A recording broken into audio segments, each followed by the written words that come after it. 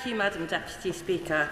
And I would like to pay tribute to my honourable friends for Filton and Bradley Stoke for such a passionate maiden speech. She will be an excellent representative for her constituency. And it is a privilege to stand here to give my own as the first woman to represent Knowsley in Parliament. My predecessor, Sir George Howarth, served Knowsley with dedication for over 3 decades.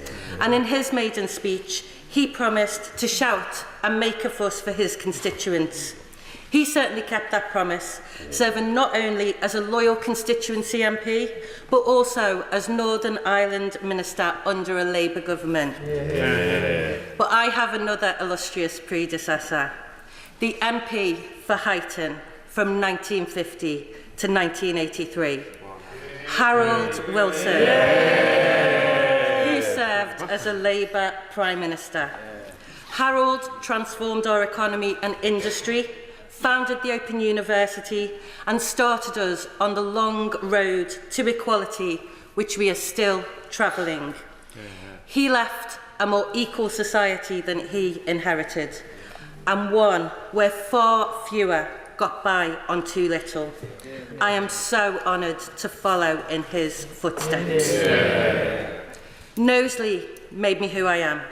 I was born and raised in Cantrell Farm, a so-called slum clearance estate. My nan lived in the flats there, and I went to Brookside School where my Auntie Jean was a cleaner. And my dad worked in Foods on the production line. And with his secure, well-paid, unionised job, my mum and dad could give me a better life than they had had. And then as a teenager, I got jobs in Liverpool, Brian's Diner on Stanley Street, Beetle Shop, met Paul McCartney a few times, and started club nights where I DJ'd. One of them, Liquidation, is still going. But I am here today as a proud trade unionist. It is the trade unions that built the Labour Party.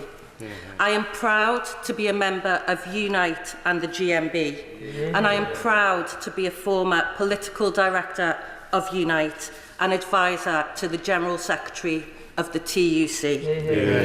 The unions are my second family, and it is because of them that I have come from the council estate to the parliamentary estate. I know why I'm here, to speak for my class, the working class.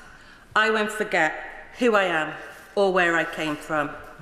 It's my duty to stand up for the people of Knowsley, to champion our strengths, our dignity, our resilience and our sense of community. I will never talk down my part of the world or its people. Madam Deputy Speaker, our streets are soundtracked by the Laws and China crisis. Our parks and estates have nurtured footballing legends like Peter Reid and Stephen Gerrard, and we've produced the finest writers and actors of my class, Alan Bleasdale, Phil Redmond, Sue Johnson and Stephen Graham. They all showcase Knowsley's creative talent. And last Friday, I met with Lord Derby at Knowsley Hall, the place which gave my constituency its name, and the so-called local toff and the former council estate kid spoke about how we can work together for the betterment of Knowsley. Knowsley Hall, where Shakespeare performed for the Queen Elizabeth I, still represents our rich heritage, now revived by Shakespeare North Playhouse. And nowadays, alongside the people of Knowsley, I count as constituents 2 tigers, 6 lions, 11 rhinos, and a horde of cheeky monkeys who will take the wipers off your car at the safari park. And Madam Deputy Speaker, in modern manufacturing, the Jaguar Land Rover car plant in Halewood not only provides jobs across my constituency, but it is currently at the forefront of electrification.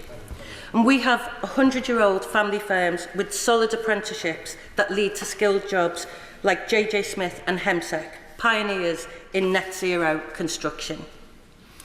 I will fight for investment in firms like these, jobs to take pride in, that can provide a good life. I am proud of Knowsley, but I will always be honest about what stands in our way.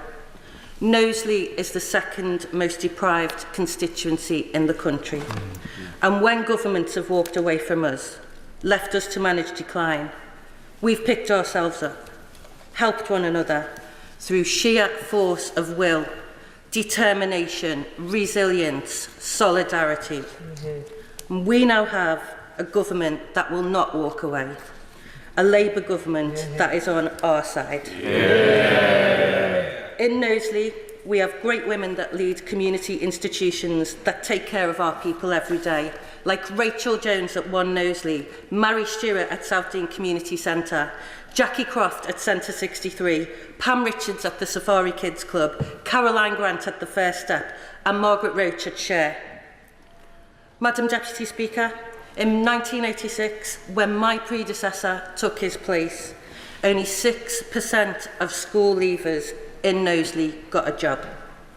That kind of unemployment scars family for generations. We have never recovered from the devastation of deindustrialisation under Thatcher and 14 years of austerity. We still face lower wages, higher poverty and fewer opportunities. And we need secure unionised jobs on decent wages so people can get by and their kids can get on. It's not much to ask, but it is everything.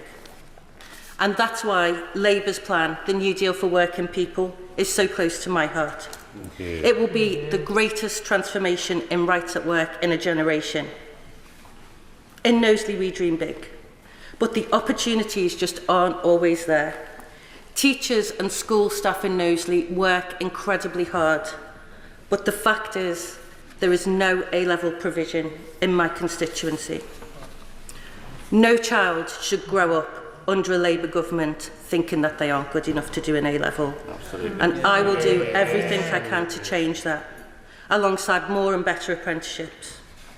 Madam Deputy Speaker, my politics is the politics of people, of the shop floor, the bus stop, the school gate and the supermarket.